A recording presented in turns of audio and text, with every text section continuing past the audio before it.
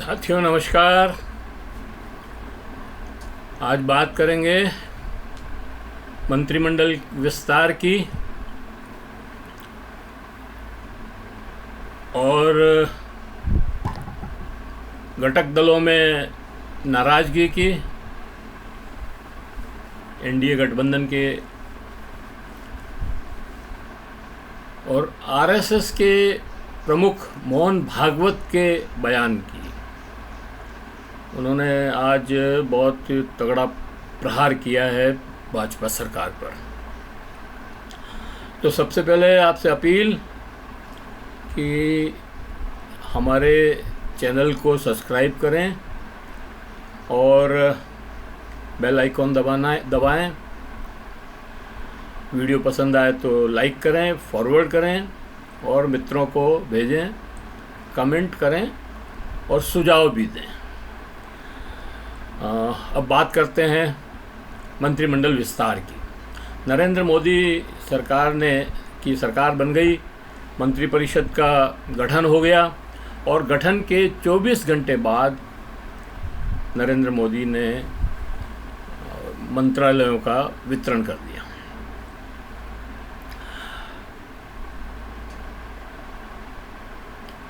और नरेंद्र मोदी जी ने लगभग सभी महत्वपूर्ण मंत्रालय पहले जो मंत्री थे उन्हीं को दिए हैं, भाजपा के ही मंत्री, और ये मंत्रालय उन्हीं को दे करके ये जताने की कोशिश की है नहीं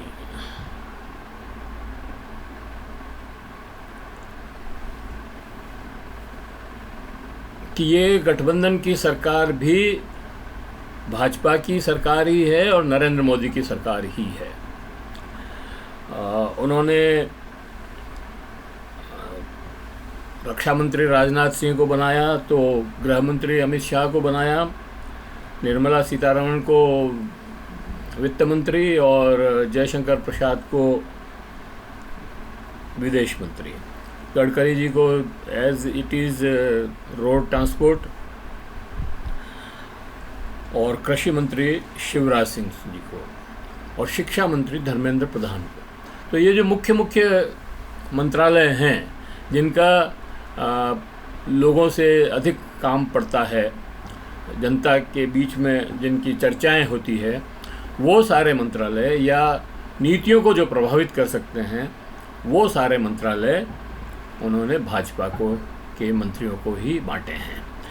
इससे एक बात तो साफ है कि मोदी जी ने ये दिखाने का प्रयास किया कि ये सरकार पिछली सरकार की तरह बीजेपी की, नरेंद्र मोदी की ही सरकार है।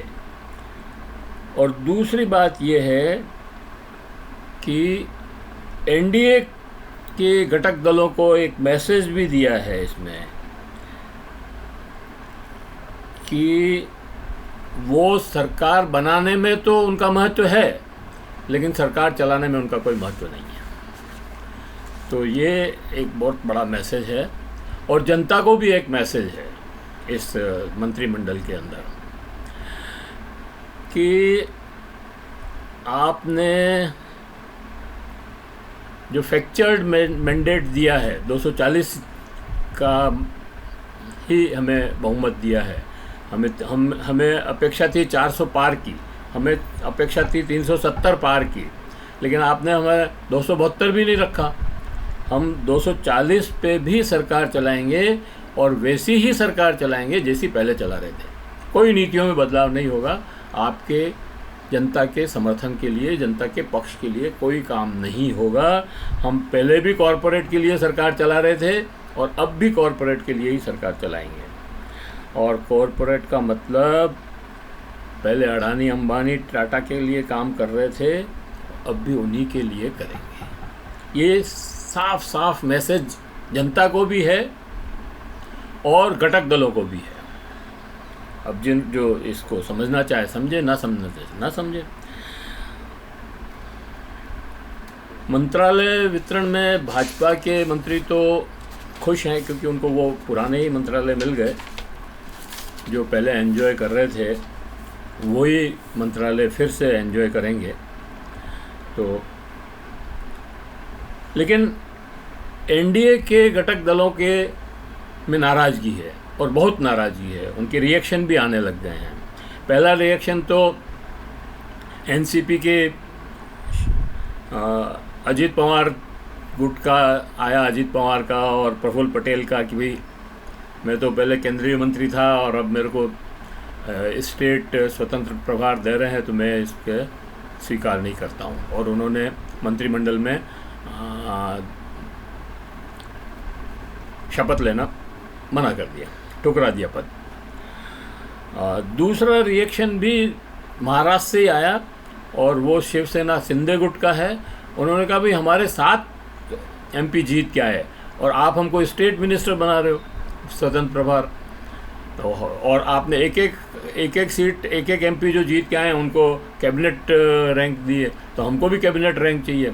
तो ये उनका जो है रिएक्शन है। और बात सही है, आप किस आधार पर दे रहे हो ये पूछने का हक तो सबको है ही है ना, कि आप किसी एक को ज़्यादा देंगे किसी एक को कम देंगे तो वो तो विषमता पैदा करेगा और नाराज़गी पैदा करेगा।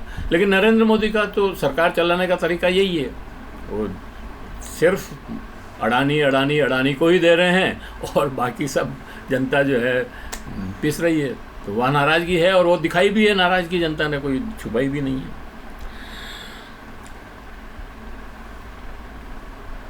तो अब ये है कि चिराग पासवान भी नाराज है। चिराग पासवान को वो मंत्रालय ही दिया जो उनके चाचा के पास था, लेकिन चिराग पासवान चाहते थे कि जो वो मंत्रालय चाहते थे जो रामविलास पासवान उनके पिताजी के पास हुआ करता था किसी ज़माने में, मतलब इनके मंत्रिमंडल में ही, क्योंकि वो भी 5 सीटें जीत के लाए, 5 सांसद जीत के लाए, 5 ही उनको लड़ने के लिए दी थी क्षेत्र और 5 जीत के आए, तो उनका क्लेम भी बनता है। तो वो भी नाराज़ हैं।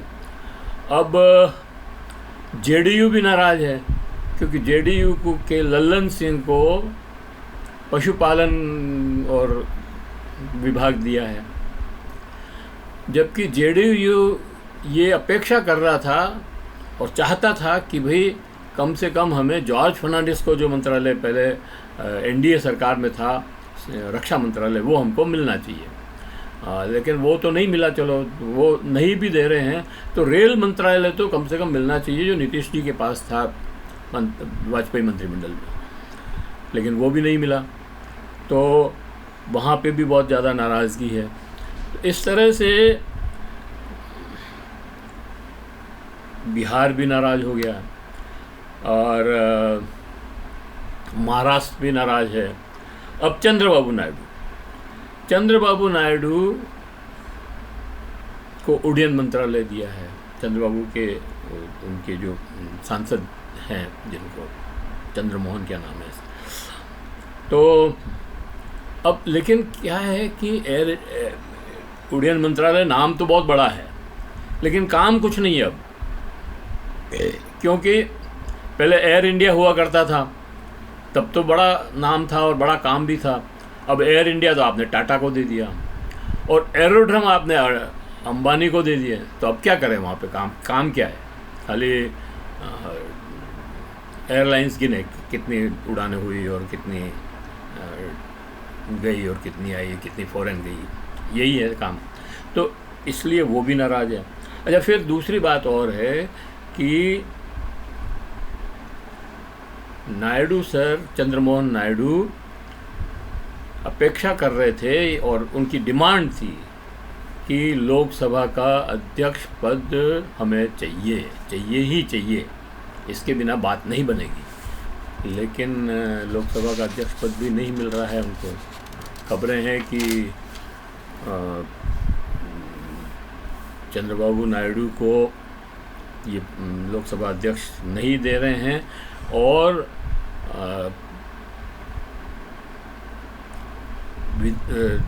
आंध्र प्रदेश से ही लोकसभा अध्यक्ष बना रहे हैं, लेकिन वो भाजपा की सदस्य है और वो इनकी साली ही है शायद। तो घर में ही विवाद हो जाएगा ये तो नायडू जो है बहुत ज़्यादा खफा हैं और उनके 16 MP हैं। तो ये नहीं भूलना चाहिए कि नायडू और नीतीश अगर नाराज़ हो जाते हैं तो ये सरकार खतरे में आ सकती है।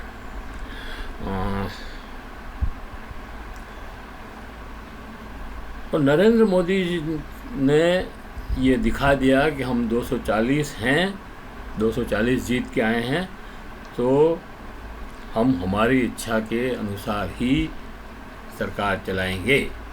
और सारे मंत्रालय को जैसे पहले PMO हैंडल करता था वैसे ही अभी भी हैंडल करेंगे। और लेकिन सहयोगियों में नाराज़गी है और बड़ी मुश्किल ये है कि इस बार जो विपक्ष है वो बहुत मजबूत है। 234 उनके जीत के आए हैं कुल मिलाकर के, सारे घटक दलों को मिलाकर के इंडिया के। और 9 और 10 करीब जो है निर्दलीय हैं, जो किसी भी हालत में भाजपा के साथ नहीं जा सकते हैं। जैसे असुद्दीन ओवैसी, वो भाजपा के साथ नहीं जा सकता है, बिल्कुल क्लियर कट बात। तो ऐसे 10 जने हैं जो इंडिया के फ्रेम में ही रहेंगे, तो हो जाते 244। अब 28-30 जनों का फ़र्क पड़ता है, तो नीतीश और नायडू दोनों के मिला के 28 से ज़्यादा होते हैं। और फिर ये घटक 1-1, 2-2 जो हैं, और शिवसेना अगर जुड़ जाती है तो 7 वो हैं। तो ये कुल मिलाकर के बहुत ही क्रिटिकल स्थिति है इस समय सरकार की। और इसमें देखना होगा कि अभी लोकसभा अध्यक्ष का चुनाव होगा, उसमें भी पता लगेगा। राष्ट्रपति के भाषण पे भी वोट ऑफ थैंक्स मतलब वोट होता है, तो उस समय भी। और फिर अभी बजट आना है इस साल का, क्योंकि अभी तो अंतरिम बजट पे काम कर रहे हैं, तो इसी महीने में बजट लाना पड़ेगा, नहीं तो 4 महीनों का ही बजट वो लिया हुआ है अंतरिम जो परमिशन ली है। तो इस महीने में मतलब जून में या जुलाई में बहुत ही हलचल रहेगी। और दोनों तरफ से विपक्ष भी पूरी मुस्तैदी से डटेगा सामने, और सत्ता पक्ष तो अपनी सरकार बचाने की कोशिश करेगा ही, इसमें कोई बात ही नहीं है। तो ये सारी चीज़ें हैं। लेकिन एक और बात इसके साथ बहुत महत्वपूर्ण हुई है कल, इन मंत्रिपरिषद की मीटिंग के वितरण के बाद जो नाराज़गियाँ पैदा हो रही है वो तो सब अपनी जगह है। और लेकिन RSS के प्रमुख सरसंघचालक मोहन भागवत ने एक बयान दिया है, और वो बहुत ही तीखा हमला है भाजपा की सरकार पर। उन्होंने कहा है कि 1 साल से मणिपुर में शांति की अपेक्षा कर रहा है और उधर कोई देख नहीं रहा है। अब तक तो 1 साल से कोई बोल नहीं रहा था, ना RSS बोल रही थी, न भाजपा का तो खैर सवाल ही नहीं है कोई बोलने का। और विपक्ष के भी कुछ लोग बोले हैं, लेकिन कोई विशेष उस पर ध्यान नहीं गया। राहुल गांधी ज़रूर वहाँ से यात्रा भी निकाली और एक बार पहले भी मिल के आए थे, उन्होंने अपना जो संवेदना है वो प्रकट की है। लेकिन सरकार को उस पर ध्यान देना चाहिए, तो वो सरकार बिल्कुल ध्यान नहीं दे रही है। और यही बात मोहन भागवत ने कहा है कि नरेंद्र मोदी को मणिपुर पे क्यों नहीं ध्यान दे रहे हैं। वो शांति की राह देख रहा है मणिपुर 1 साल से, और वहाँ हिंसा, लगातार हिंसा हो रही है। और हिंसा ही नहीं, वहाँ पर यौन शोषण के और इतने मामले हुए, जो वीडियो सारे देश में प्रसारित हुआ, उस महिला को नंगी कर करके वह परेड निकाली गई, तो वो तो बहुत ही शर्मनाक है। और फिर भी हमारे अभी एक और शर्मनाक घटना हो गई है, मेरे उसमें नहीं था, लेकिन कलकत्ता के एक भाजपा के ही एक प्रमुख